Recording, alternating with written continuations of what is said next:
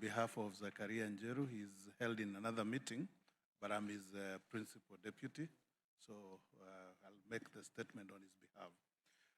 Kenya's long-term development blueprint Vision 2030 aims to transform Kenya into an industrialized middle-income country, offering a high quality of life for its citizens.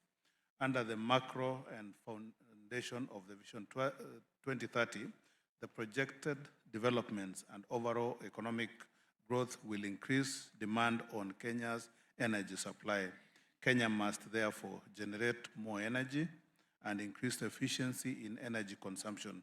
Towards this, new sources of energy will be found through exploitation of geothermal power, among others. In addition, Kenya, being a leading advocate in responding to climate change, emerging issues on a journey to transform for more renewable energy to mitigate against the greenhouse emissions. In this regard, Kenya has developed a green energy strategy in expanding its generation with an emphasis on renewable sources such as geothermal, hydro, wind, and solar. This creates a critical role in moving Kenya towards a green economy trajectory. Geothermal Development Agency, which is a government state-owned company, is projected to contribute to the development of renewable energy in the country through the development of 1,065 megawatts of renewable energy sources by 2030. The journey towards geothermal power production began in Kenya in 1956 with exploration. However, the first real production of power through geothermal was realized in 1985. This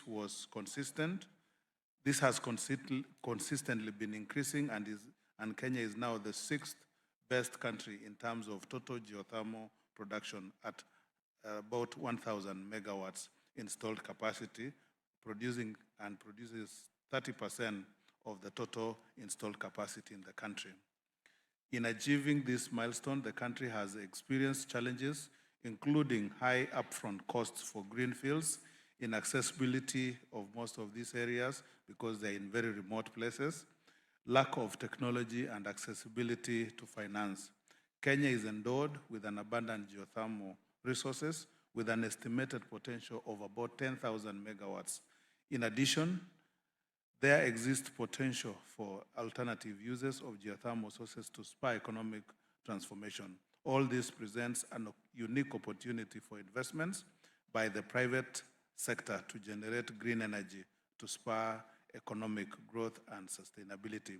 And also this presents an opportunity for private sector to use their carbon credits to be able to achieve this. To exploit this potential, Kenya seeks to unlocking finance for the sector through blended financing instruments that will include a mix of government-owned funding, grants from friendly nations, climate financing, private capital through PPP models, and commercial loans. Indeed, Kenya is in discussions with Pertamina Geothermal Energy, a subsidiary of Indonesia's state-owned energy company, Pertamina, and on investment in geothermal power projects in the country. Kenya will certainly gain a lot from this partnership since Indonesia plays a big role in today's geothermal power production, being the second biggest geothermal producer globally.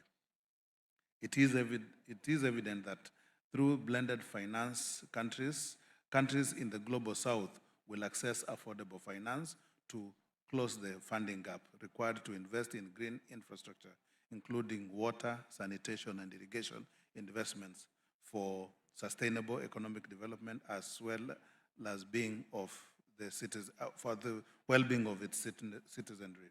Noting that the G20 Bali Global Blended Finance Alliance, GBFA, strategies engage comprehensive policy design, accelerate South-South cooperation, prioritize knowledge and capacity building, and facilitate private sector engagement. Kenya fully supports the launch of GBFA Secretariat here in Bali, for these strategies are fully aligned with the nation's aspirations. Further to this, Kenya also is desirous to host the Global South Office for GBFA in Nairobi to enhance coverage and access to the developing nations in the Global South. Thank you.